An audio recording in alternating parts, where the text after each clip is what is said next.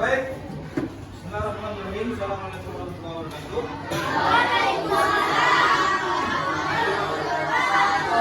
Selamat pagi semuanya. Sehat? Sehat. Baik. Hari ini kita akan membahas bab 1 ya. Kita hari ini awal masuk ya, awal semester. Al-Quran sebagai pedoman hidup. Ya. Al-Quran sebagai pedoman hidup. Oke, sebelum kita belajar, kita akan mengulangi soal kita termasuk menjelaskan tentang kesepakatan. Kira-kira apa yang pertama? Tidak boleh makan dan kedua? Tidak boleh bersesat menjelaskan. Menghargai pendapat teman. Ada yang lagi? 3 aja ya. Yang pertama tidak boleh makan dan minum saat belajar ya. Kemudian menghargai pendapat teman. Yang ketiga tidak boleh ribut saat belum menjelaskan. Baik. Hari ini kita akan bahas Al-Quran sebagai pedoman hidup. Ya, lanjut. Lanjut dah. Belum ya. Ayo, ketua siapkan. Berdiri.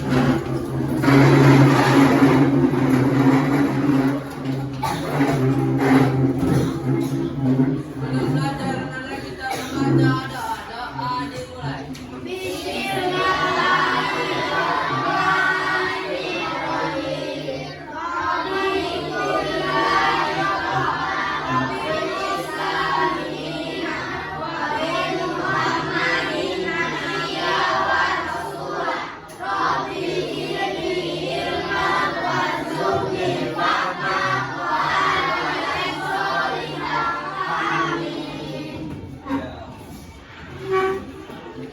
Kepada Bapak Guru kita beri salam.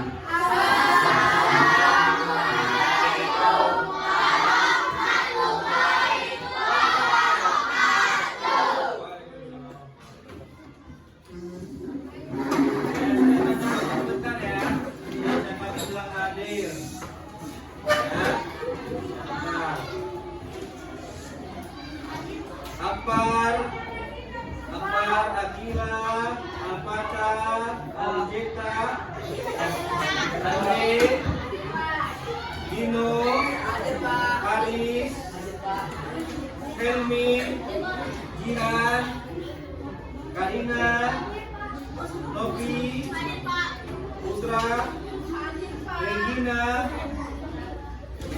Zafira, Yumna. Yumna mana ada? Joy. Baik. Hadir semua. Semua sudah hadir. Bagus. Oke, lanjut. Kita mulai dengan baca Bismillahirrahmanirrahim. Oke, saya akan bahas definisi Al-Quran. Ya, fokus.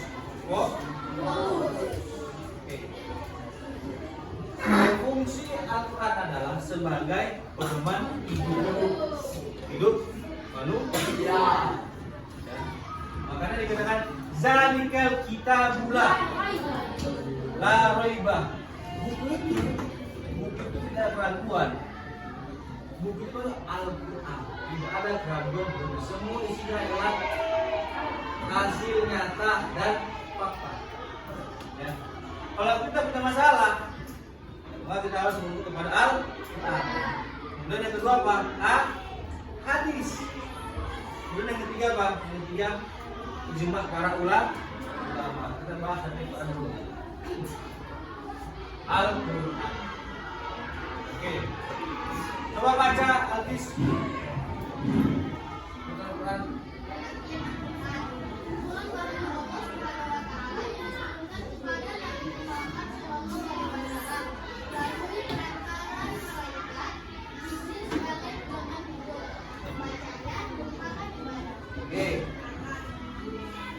Pengantar Al-Quran adalah kalamullah, perkataan Allah, kemudian yang diturunkan kepada Rasul melalui malaikat Jibril selama 22 tahun secara berangsur-angsur.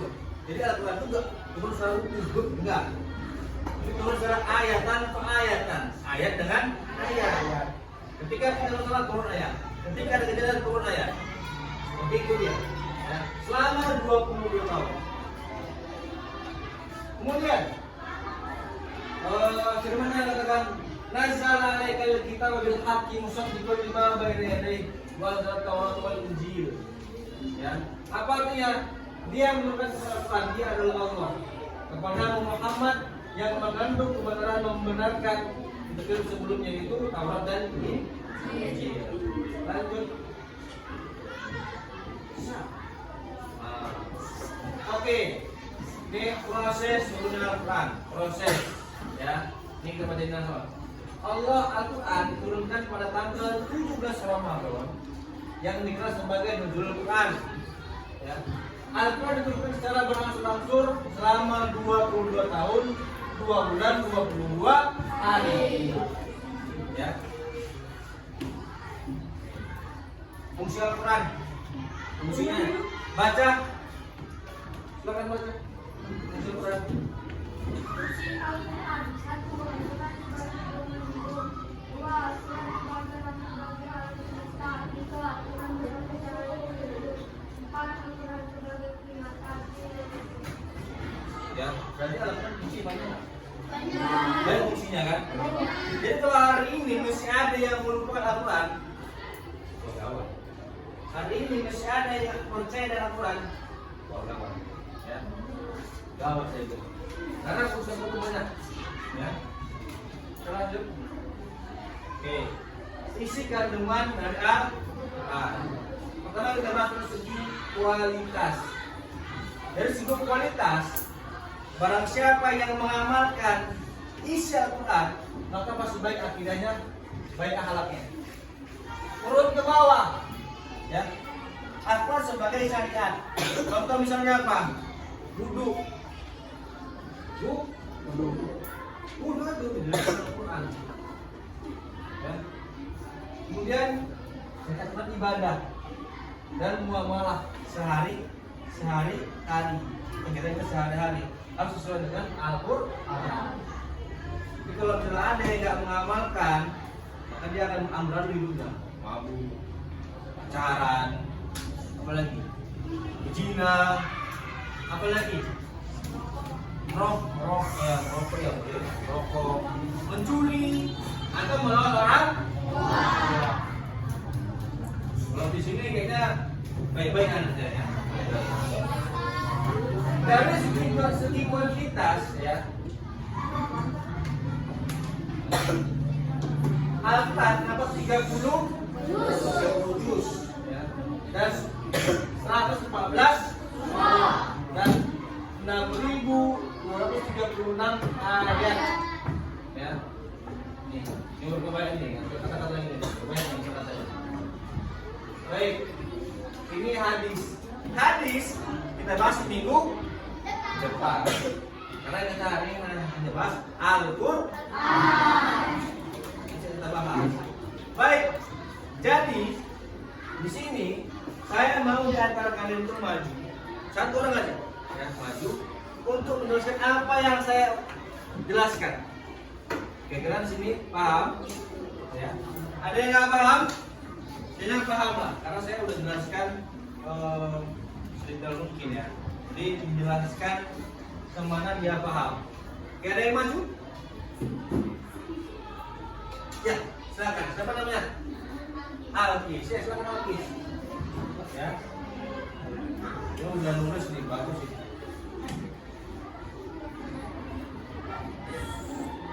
Pengertian Al-Quran. Kumpulan wahyu Allah Subhanahu wa taala yang diturunkan kepada Nabi Muhammad SAW melalui perantaraan malaikat Jibril sebagai pedoman membacanya di tempat ibadah.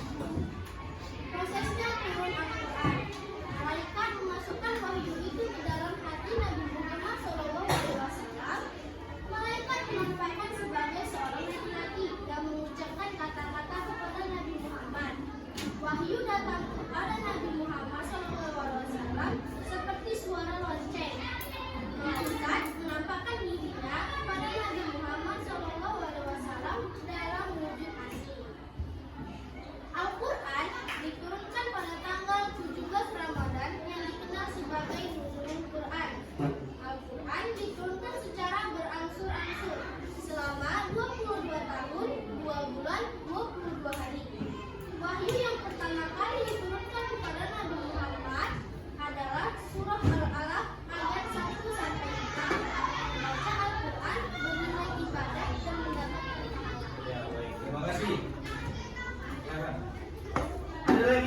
bisa?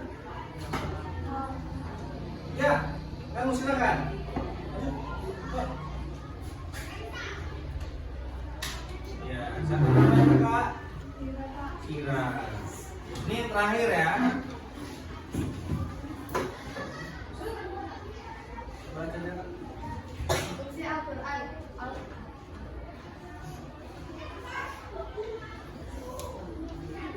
Al-Quran banyak dalam fungsinya ya. Ini. Oke, ini surat lagi orangnya. Mungkin dia banyak tulisannya ya mungkin ya. Fungsi Al-Quran. Fungsi Al-Quran sebagai pedoman hidup. Al-Quran sebagai rahmat dari Allah. Al-Quran sebagai cahaya petunjuk. Al-Quran sebagai peringatan. Al-Quran sebagai penerangan dan pembeda. Al-Quran sebagai pelajar. Al-Quran sebagai sumber. Oke, terima kasih. Oke. Sekarang ya, nanti ini saya kirim di kelas umum. Semua catat. Ya. Oke, sekarang akan saya tutup. Saya akan tanya. Ya, tanya sama kalian. Jadi nggak tahu. Ini. Ya. Ini boleh keluarkan ini. Oke, di sini ada Al-Quran. Pertanyaan pertama.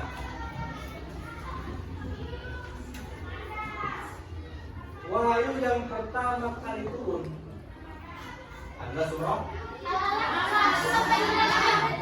sampai 5. Bagus. Selama berapa tahunkah masa turunnya Al-Quran? 22 tahun. Kapan tanggal turunnya Al-Quran? 17. Kepada siapa? Kepada siapa? Nabi Muhammad.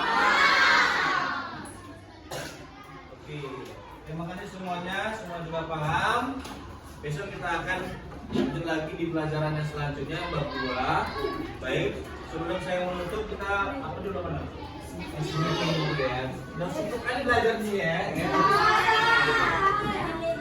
Tepuk apa namanya? Tepuk satu persatu. Ini pelajaran agama tapi sebenarnya kali-kali ya. Tepuk wahidun. Tepuk 1. Tepuk 2. Tepuk 3. Gitu ya. Kalau saya ingin tepuk 1, tepuk 1. Bisa. Bisa ya. Tepuk 1. Ini. Tepuk 1. Tepuk 2. Lagi. Bisa. Gini, mejanya gini. Tepuk 1. Tepuk 1. Tepuk 2.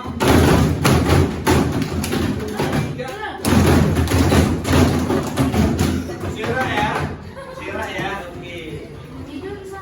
Tepuk toge, tinggal gitu. Tepuk toge, lagi tepuk toge.